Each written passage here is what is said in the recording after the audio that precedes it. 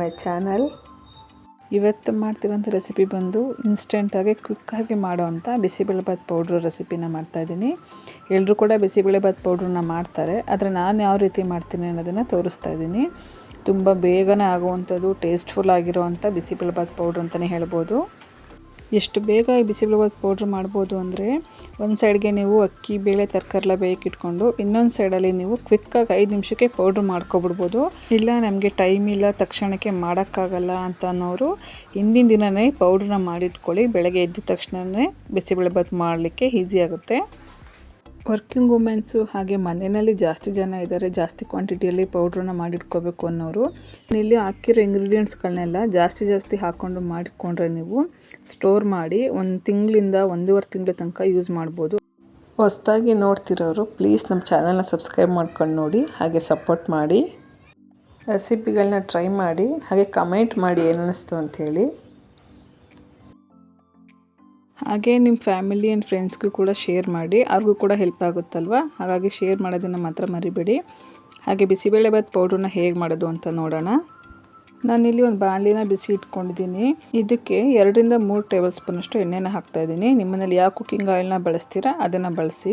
ಹಾಗೆ 1/4 ಟೇಬಲ್ ಸ್ಪೂನಷ್ಟು ಸಾಸಿವೆ ಹಾಕ್ತಾಯಿದ್ದೀನಿ. ಜಾಸ್ತಿ ಹಾಕೊಳ್ಳೋಕೆ ಹೋಗ್ಬಿಡಿ, 1/4 ಟೇಬಲ್ ಸ್ಪೂನಷ್ಟು ಸಾಕಾಗುತ್ತೆ. ಸಾಸಿವೆ ಸಿಡಿಬೇಕು ಅಂತೇನಿಲ್ಲ, ಬಿಸಿ ಆದರೆ ಸಾಕು. ಅದ್ರ ಜೊತೆಗೇ 1/4 ಟೇಬಲ್ ಸ್ಪೂನಷ್ಟು ಮೆಂತ್ಯ ಹಾಕ್ತಾಯಿದ್ದೀನಿ. ಅಂದರೆ ಒಂದು 10ರಿಂದ 15 ಕಾಳು ಅಷ್ಟೇ ಇದೆ, ಅದನ್ನು ಕೂಡ ಜಾಸ್ತಿ ಹಾಕ್ಬೇಡಿ, ಕಹಿ ಬಂದುಬಿಡುತ್ತೆ. ಹಾಗೆ 2 ಟೇಬಲ್ ಸ್ಪೂನಷ್ಟು ಕಡಲೆಬೇಳೆನ ಹಾಕ್ತಾಯಿದ್ದೀನಿ. ಇಷ್ಟೂ ಕೂಡ ಒಂದು 2ರಿಂದ 3 ನಿಮಿಷ ಹುರ್ಕೊಂಡ್ರೆ ಸಾಕು. ತುಂಬ ಕಪ್ಪಾಗಂಗೆ ಹುರ್ಕೋಬೇಡಿ, 2ರಿಂದ 3 ನಿಮಿಷ ಆದರೆ ಸಾಕಾಗುತ್ತೆ. ಕಡಲೆಬೇಳೆ ಎಲ್ಲ ಹುರಿದಿದ್ದಾದಮೇಲೆ ಸೇಮ್ ಕ್ವಾಂಟಿಟಿಲಿ 2 ಟೇಬಲ್ ಸ್ಪೂನಷ್ಟು ಉದ್ದಿನಕಾಳನ್ನ ಹಾಕ್ತಾಯಿದ್ದೀನಿ. ನಾನಿಲ್ಲಿ ಉದ್ದಿನಕಾಳನ್ನ ಹಾಕ್ತಾಯಿದ್ದೀನಿ, ಉದ್ದಿನಬೇಳೆ ಇದ್ರೂ ಪರವಾಗಿಲ್ಲ. 2 ಟೇಬಲ್ ಸ್ಪೂನಷ್ಟು ಹಾಕ್ಕೊಡಿ. ಇದನ್ನು ಕೂಡ 2ರಿಂದ 3 ನಿಮಿಷ ಹುರ್ಕೊಂಡ್ರೆ ಸಾಕು. ಎಣ್ಣೆಯಲ್ಲಿ ಚೆನ್ನಾಗಿ ಹುರಿದಷ್ಟು ಟೇಸ್ಟು ಚೆನ್ನಾಗಿ ಬರುತ್ತೆ, ಸ್ಮೆಲ್ಲು ಕೂಡ ತುಂಬಾ ಚೆನ್ನಾಗಿರುತ್ತೆ.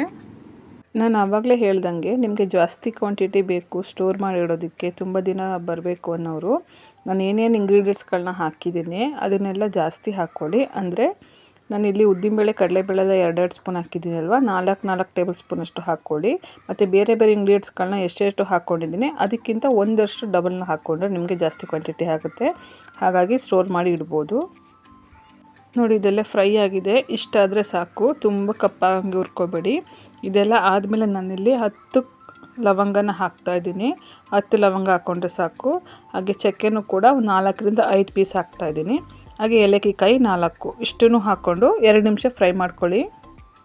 ಇದೆಲ್ಲ ಹುರಿದಿದ್ದಾದಮೇಲೆ ನಾನಿಲ್ಲಿ ಧನಿಯಾ ಕಾಳನ್ನ ಹಾಕ್ತಾಯಿದ್ದೀನಿ. ಧನಿಯಾ ಕಾಳನ್ನು ಕೂಡ ನಾನಿಲ್ಲಿ 5 ಟೇಬಲ್ ಸ್ಪೂನಷ್ಟು ಹಾಕ್ತಾಯಿದ್ದೀನಿ. ನಾನು ಯಾವ ಥರ ಮೆಜರ್ಮೆಂಟ್ನ ಹಾಕ್ತಾಯಿದ್ದೀನಿ ಆ ಥರನ ಹಾಕ್ಕೊಂಡು ಮಾಡಿದ್ರೆ ಟೇಸ್ಟು ಕೂಡ ತುಂಬ ಚೆನ್ನಾಗಿ ಬರುತ್ತೆ.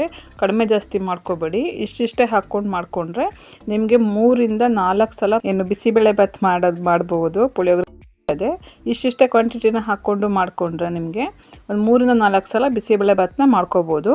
ಹಾಗೆ 1 ಹಿಡಿಯಷ್ಟು ಕರಿಬೇವಿನ ಸೊಪ್ಪನ್ನ ಹಾಕ್ತಾಯಿದ್ದೀನಿ. ಅಂದರೆ ಇಲ್ಲಿ ಹೆಚ್ಚು ಕಮ್ಮಿ 15ರಿಂದ 20 ಎಲೆ ಇದೆ, ಅಷ್ಟನ್ನು ಹಾಕ್ಕೊಳ್ಳಿ. ಇದನ್ನು ಕೂಡ ಕ್ರಿಸ್ಪಿ ಆಗೋ ತನಕ ಹುರ್ಕೊಳ್ಳಿ. ಹಾಗೆ 1/2 ಟೇಬಲ್ ಸ್ಪೂನಷ್ಟು ಗಸಗಸೆನ ಹಾಕ್ತಾಯಿದ್ದೀನಿ. ಗಸಗಸೆನ ತುಂಬ ತುರಿಯೋದು ಬೇಡ. ನೀವು ಧನಿಯಾ ಕಾಳು ಹಾಕಿದ್ರಲ್ವ, ಅದು 2ರಿಂದ 3 ನಿಮಿಷ ಹುರ್ಕೊಳ್ಳಿ. ತುಂಬ ಫ್ರೈ ಆಗಬಾರ್ದು, ಹೊಗೆ ಬರುತ್ತಲ್ಲ ಅಲ್ಲಿವರೆಗೂ ಮಾಡ್ಕೋಬೇಡಿ. ಗಸಗಸೆ, ಕರಿಬೇವಿನ ಸೊಪ್ಪು, ಧನಿಯಾ ಹಾಕ್ಕೊಂಡು 3 ನಿಮಿಷ ಹುರ್ಕೊಂಡ್ರೆ ಸಾಕು. ಕರ್ಬೇವಿನ ಸೊಪ್ಪೆಲ್ಲ ಸ್ವಲ್ಪ ಗರಿ ಆಗಿ ಹುರ್ಕೊಳ್ಳಿ. ಕರ್ಬೇವಿನ ಸೊಪ್ಪನ್ನ ಹಸಿದಿನೇ ಹಾಕಿದ್ದೀನಿ ನಾನು, ನೀವು ಒಣಗಿಸ್ಬಿಟ್ಟು ಕೂಡ ಹಾಕ್ಕೊಂಡು ಮಾಡ್ಕೋಬೋದು. ಹಸಿ ಇರೋದ್ರಿಂದ ಸ್ವಲ್ಪ ಜಾಸ್ತಿ ಹೊತ್ತು ಹುರ್ಕೊಂಡ್ರೆ ಕ್ರಿಸ್ಪಿ ಆಗುತ್ತೆ. ಹಾಗೆ ನಾನು 1/2 ಹಿಡಿಯಷ್ಟು ಒಣ ಕೊಬ್ಬರಿನ ಹಾಕ್ತಾಯಿದ್ದೀನಿ. ಒಣ ಕೊಬ್ಬರಿನೂ ಕೂಡ ಹಾಕ್ಕೊಂಡು 2ರಿಂದ 3 ನಿಮಿಷ ಹುರ್ಕೊಳ್ಳಿ.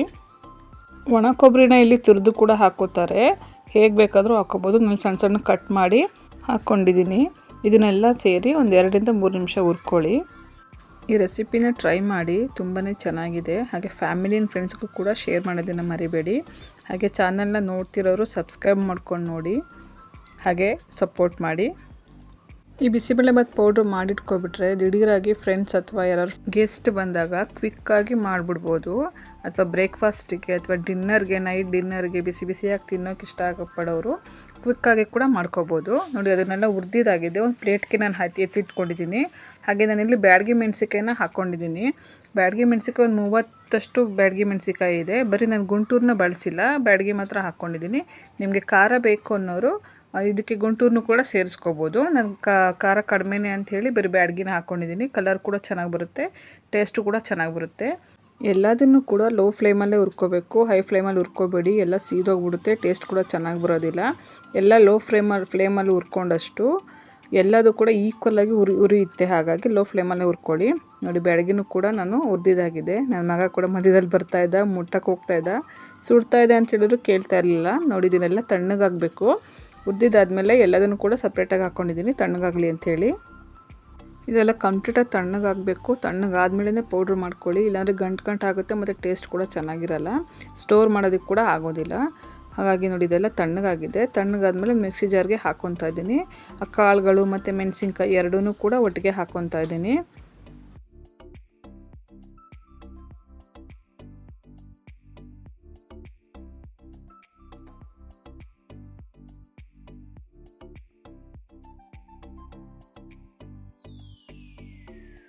ಇದ್ರ ಜೊತೆಗೆ ನಾನು ಒಂದು 1/4 ಟೀ ಸ್ಪೂನಷ್ಟು ನಾನು ಅರಿಶಿನ ಪುಡಿನ ಹಾಕ್ತಾಯಿದ್ದೀನಿ. ಹಾಗೆ ಒಂದು ಸ್ವಲ್ಪ ಉಪ್ಪು ಅದನ್ನು ಕೂಡ ಹಾಕ್ತಾಯಿದ್ದೀನಿ. ಉಪ್ಪು ಆಪ್ಷನಲ್ಲು, ಬೇಕಿದ್ದರೆ ಹಾಕ್ಕೊಳ್ಳಿ. ಮತ್ತು ನನ್ನ ಮಗ ಬಂದು ಅಮ್ಮ ನನ್ನ ವೀಡಿಯೋ ಮಾಡು, ನನ್ನ ತೋರಿಸು ಅಂತೇಳಿ ನೋಡ್ತಾ ಇದ್ದ ಮೊಬೈಲಲ್ಲಿ. ಹಾಗೆ ಎಷ್ಟೂ ಹಾಕ್ಕೊಂಡು ಪೌಡ್ರ್ ಮಾಡ್ಕೊಳ್ಳಿ. ಫುಲ್ಲು ನೈಸಾಗಿ ಪೌಡ್ರ್ ಮಾಡ್ಕೊಳ್ಳಿ. ತುಂಬ ನೈಸೇನಾಗಲ್ಲ, ಸ್ವಲ್ಪ ತೆರೆನೇ ಇರುತ್ತೆ. ಹಾಗಿದ್ರೇ ಚೆನ್ನಾಗಿರುತ್ತೆ. ನೋಡಿ ಇಷ್ಟಾಗಿದೆ, ಈ ಥರ ಆದರೆ ಸಾಕು. ನಾನು ಆಗಲೇ ಹೇಳಿದಾಗೆ ನಾನು ಮಾಡಿರೋ ಕ್ವಾಂಟಿಟಿಯಲ್ಲಿ ಒಂದು 3-4 ಸಲ ನೀವು ಬಿಸಿಬೇಳೆ ಬಾತನ್ನ ಮಾಡ್ಕೋಬೋದು. ತುಂಬಾ ಟೇಸ್ಟಿಯಾಗಿತ್ತು, ತುಂಬಾ ಚೆನ್ನಾಗಿತ್ತು. ನೀವು ಒಮ್ಮೆ ಟ್ರೈ ಮಾಡಿ. ಸಿಂಪಲ್ಲಾಗಿದ್ದರೂ ಕೂಡ ಟೇಸ್ಟ್ ಕೂಡ ಅಷ್ಟೇ ಚೆನ್ನಾಗಿರುತ್ತೆ. ನೋಡಿ ಇಷ್ಟು ಕ್ವಾಂಟಿಟಿ ಆಗಿದೆ ನಾನು ಮಾಡಿರೋದ್ರಲ್ಲಿ. ರೆಸಿಪಿನ ಟ್ರೈ ಮಾಡಿ, ಇಷ್ಟ ಆಯಿತು ಅಂತ ಹೇಳಿದರೆ ಲೈಕ್ ಮಾಡಿ, ಶೇರ್ ಮಾಡಿ, ಕಮೆಂಟ್ ಮಾಡಿ, ಏನನ್ನಿಸ್ತು ಅಂತೇಳಿ ಕಮೆಂಟ್ ಮಾಡಿದ್ರೆ ನಮಗೆ ಅಟ್ಲೀಸ್ಟ್ ಯಾವುದು ರೆಸಿಪಿ ಮುಂದೆ ಮಾಡ್ಬೋದು, ಮತ್ತು ಏನಾದ್ರು ತಪ್ಪಿದರೆ ಅದನ್ನು ಸರಿ ಮಾಡಿಕೊಂಡು ಮಾಡೋದಕ್ಕೆ ಪ್ರಯತ್ನ ಪಡ್ತೀವಿ. ಕಮೆಂಟ್ ಅಂತೂ ಖಂಡಿತ ಮಾಡಿ. ಹಾಗೆ ಫ್ಯಾಮಿಲಿ ಆ್ಯಂಡ್ ಫ್ರೆಂಡ್ಸ್ಗೆ ಶೇರ್ ಮಾಡೋದನ್ನು ಮರಿಬೇಡಿ.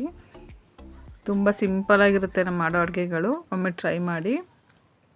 ಹಾಗೆ ಮತ್ತೆ ಸಿಗ್ತೀನಿ ಸಿಂಪಲ್ ಅಡುಗೆ ಜೊತೆಗೆ. ಹೀಗೆ ನೋಡ್ತಾರೆ. Thanks for watching.